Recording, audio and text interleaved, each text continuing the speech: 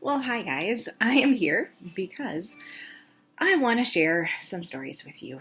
I have had a lot of chances to share what has gone on in my life, and I feel like it can give hope and peace and comfort and understanding. So, if you don't already know, my name is Krista Olson. I go by Krista Joy, and I love tea. Um, Today, I am drinking tea that my friend brought for me from China. No, this one's from Thailand. It's brown rice tea. You wouldn't believe it, but it is fantastic. She tells me you can find it at 7-Elevens. Isn't that crazy? Well, I'm here to talk to you about a little bit of my story and about the phrase Jehovah Jireh. So, Jehovah Jireh is a way that I try to remember and remind myself that God's got it all. He is under control, and I need to trust Him. This story is a little bit of my testimony. So I grew up in the church. I grew up very involved. I loved my church. I loved my family. I'm an only child, so that had lots of different challenges, but also really good. So I feel like Jehovah Jireh became something that I needed to take personally starting about 16, 17 years ago. And I feel like it's been a theme throughout my life since then. Before then, I would say I was a very typical child of the church growing up, come to faith very early, and had a rather easy life. And I've always felt like, I go on these missions trips and say, I have to give my faith story, my testimony. I was like, mine isn't super interesting. And that's not true, but it was not full of experiences as some other people do. My best friend has a great faith story, and maybe sometime I'll have her share that with me, but on this channel. But today, I'm going to talk about when my faith story really started turning around, and I really had to rely on how God provides. So let's have this cup of tea with Krista Joy. So I married my husband 18 years ago, but we have known each other for over 30 years. We met working at camp, and he's the love of my life. I love my husband dearly, dearly, dearly, and he is a person that I love to hang out with, that I love to hear speak, and we really connected early on, even though we didn't get married for a very long time after that. When we got married, we wanted to have kids. That was something that was really important to us. And it didn't happen right away. And like I keep saying, Jehovah Jireh, God had to provide for us. We had to, eventually 5 years after trying to have kids, we eventually got to the doctors, and he had a very easy procedure, but it was a procedure that needed to be done. God provided. I remember that was a very, very low point of my life because a lot of my friends were having kids and I wasn't, and that was something I dearly wanted to have, and I was so grateful. So our firstborn was born in 2009, 5 years after we were married, and a month before I turned 30. And that was kind of my goal. I wanted to have kids before I was 30 at that point. And we continued to need to trust God in so many ways. My husband's an artist. He is a fantastic artist.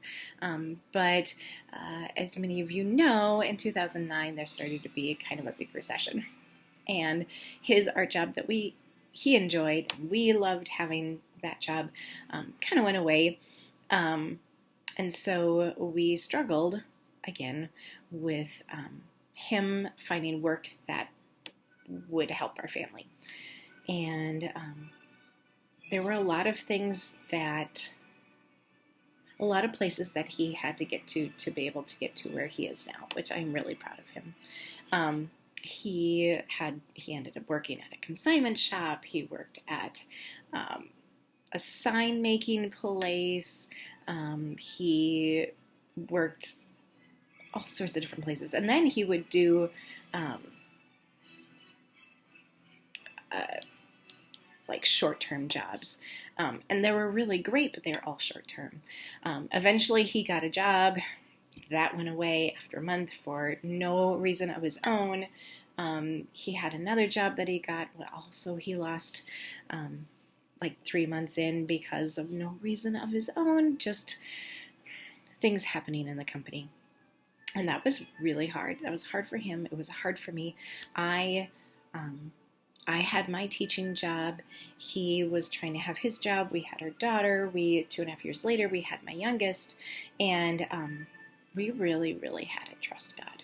We had to trust that He was with us and that He would provide us. And so that's when that Jehovah Jireh came into our lives. When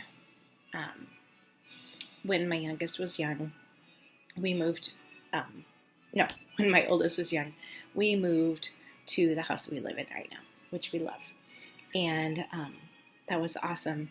But then, of course, the recession happened. And that was really challenging, especially with him jumping jobs out of, like I said, no reason of his own, of his. It was just the nature of things. But we do reflect back at how one job led to the next job, which helped him get into the next job. Like one of his jobs, his consignment job, it was great. It didn't make a lot of money, but it was next door to his next job, and that job helped him get into a higher level position at the print center that he was at, and that job got him where he is. So as we look back, we see, oh my gosh, God is so good. So we really struggled, and teachers don't make a lot of money. So we had to really, really rely on God. We had a time where we thought we would lose our house. And that was really scary. And that was really hard. But as we continued to trust that He would provide for us, He kept providing. Things happened that we never expected to happen. And we were able to keep our house. And He continued to provide for us in amazing ways. I used to joke with my husband, with Joe, like, it feels like every 2.5 years, something crazy, 2.5 years, something crazy happens, and we have to have this big faith moment. So about 2 years after we went through restructuring with our house, at 36, I was diagnosed with breast cancer, stage 3.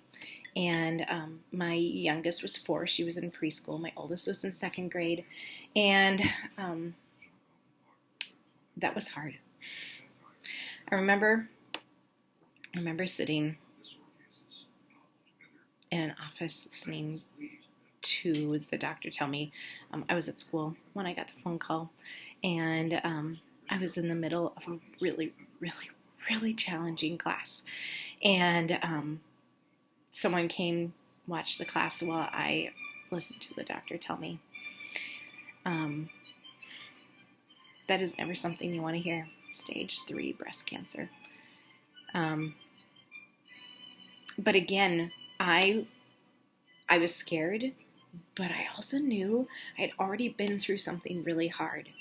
And I knew that God would provide. And He did. So we had to go through a summer where I had doctor's appointments, I had chemo, went back to school. I taught through the end of my chemo. I had to have a double mastectomy. I had radiation. I had complications from radiation. I got a major infection from my radiation, and lost a lot of the reconstruction that I had done. And I came to the year, that whole year, so a year after I was diagnosed, kind of feeling like I was a torn, mangled mess. But I was able to teach through a lot of it. I was able to take a lot of time off. It became really special time for me and my children when I was recovering from surgery.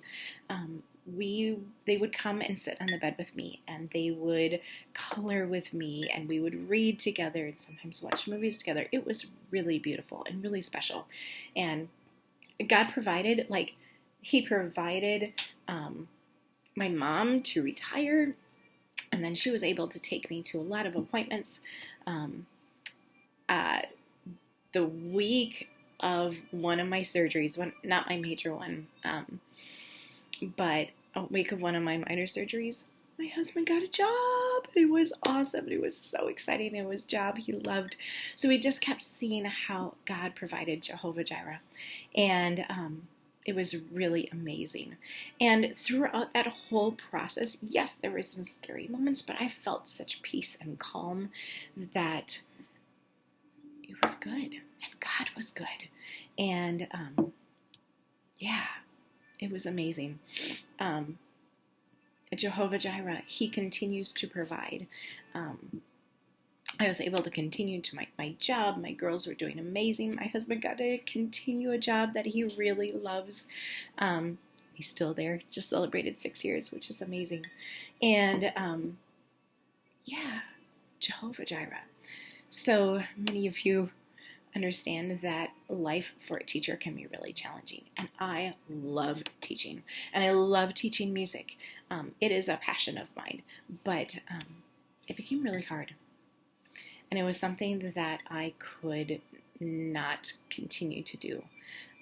I'd been thinking about leaving the profession for a long time, and then I didn't. And I kept talking about it and kept talking about, hey, maybe we'll homeschool, maybe I can be home.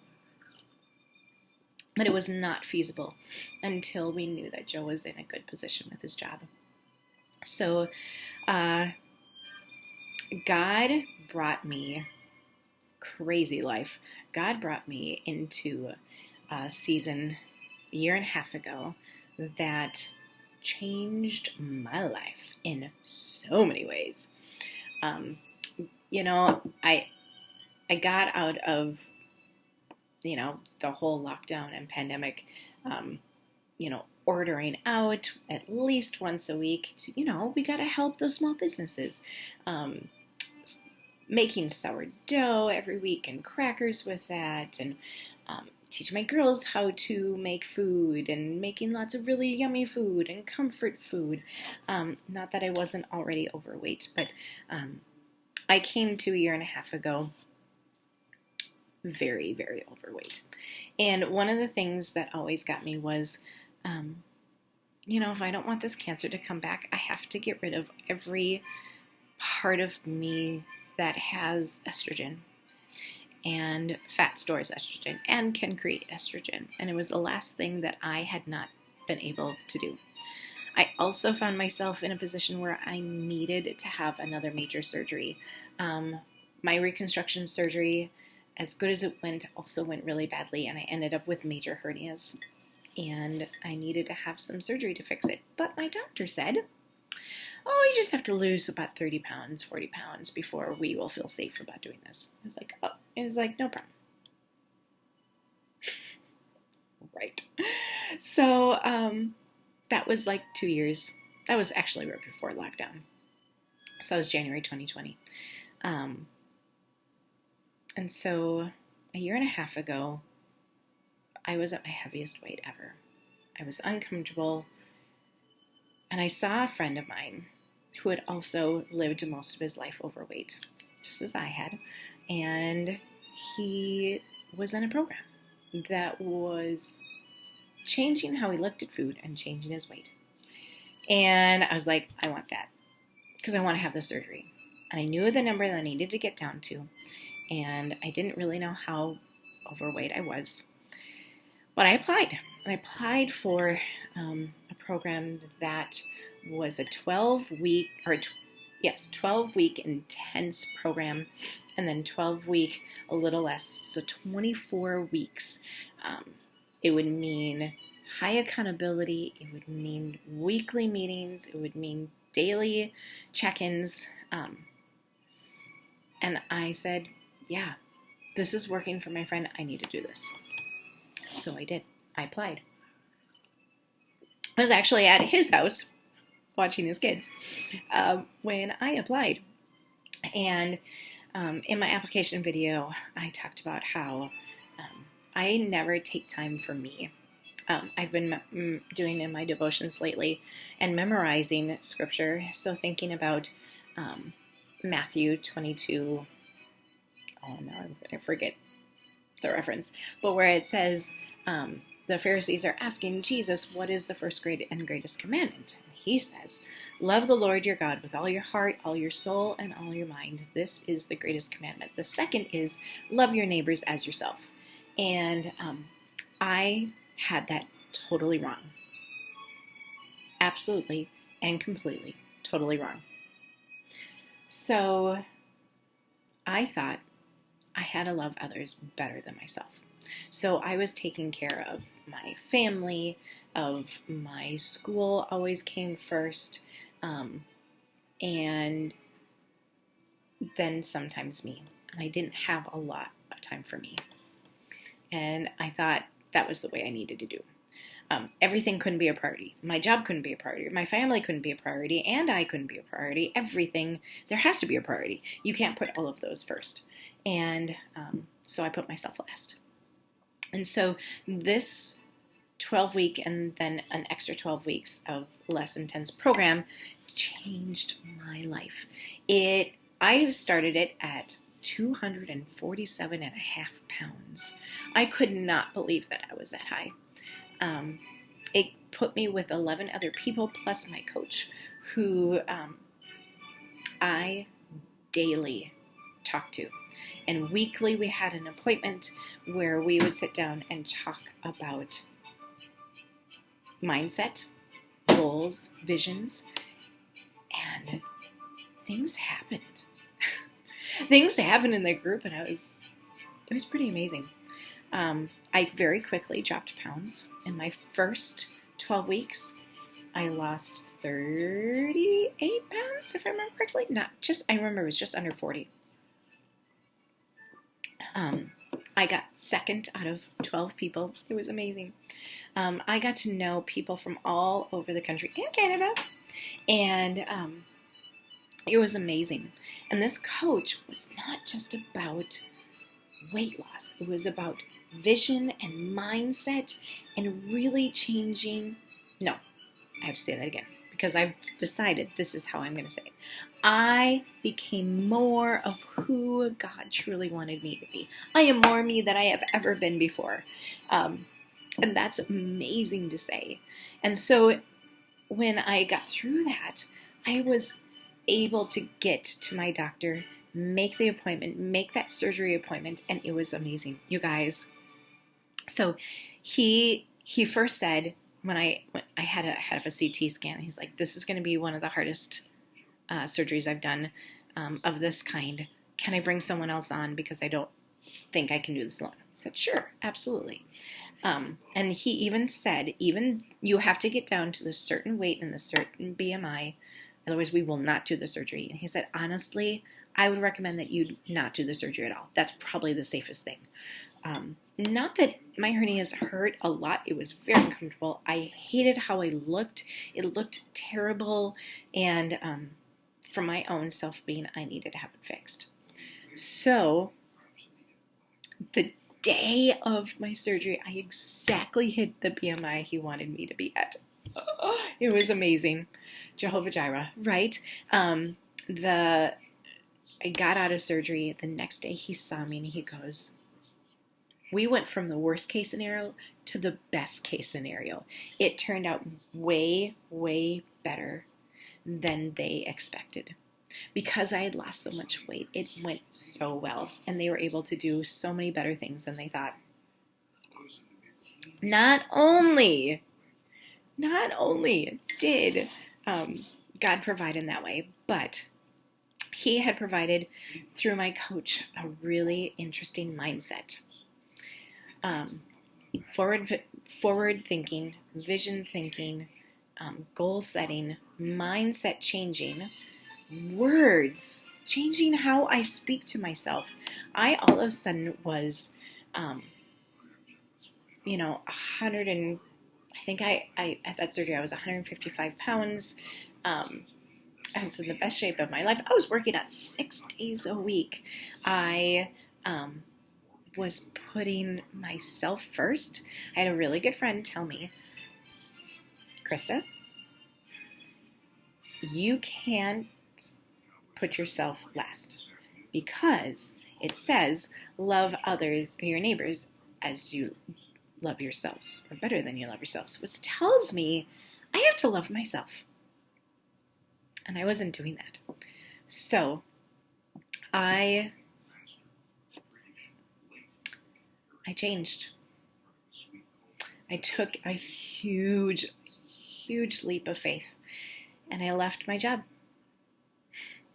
Now, do I love teaching? Yes. Do I love music? Yes. Do I love kids? Yes. But I needed it to look something different. And so after years of talking about it, I was able to do it. And I truly believe it was because of what my coach taught me and the mindset changes that I had to have. Has it been a hard year? Yes. Has it been good? Yes. Do I think that I love what I'm doing right now? Absolutely. I am so thrilled. And so I keep thinking about how he provides, Jehovah Jireh. And I want you to know that he can do the same for you. He can provide. He's still providing for us in amazing ways. And I trust in him because this is a season when I have to trust. And I hope that, honestly, I always have to trust him a little bit in everything because it's getting me places. It's helping me take care of myself and then take care of my family and then take care of others. So I want you to know that you are capable of doing the same thing. You are welcome to talk to me about how you can do it because I am ready to start helping you. I also feel like this is something that you could have. You could have a trust that God will provide and he can make changes in your life. And I hope that my faith story can inspire you. I will be sharing more of those. I'll be sharing recipes. I'll be sharing other people's stories too. I'll be sharing a little bit more about my health journey, but also my breast cancer journey. Because part of this is that I want to help you. I want to help you become the person that God truly meant you to be. Kind of like he is making me more me than I ever had. I also hope that you'll join me in a cup of tea. And I can't wait to have these journeys with you. And you guys have a lovely day. I'll talk to you later.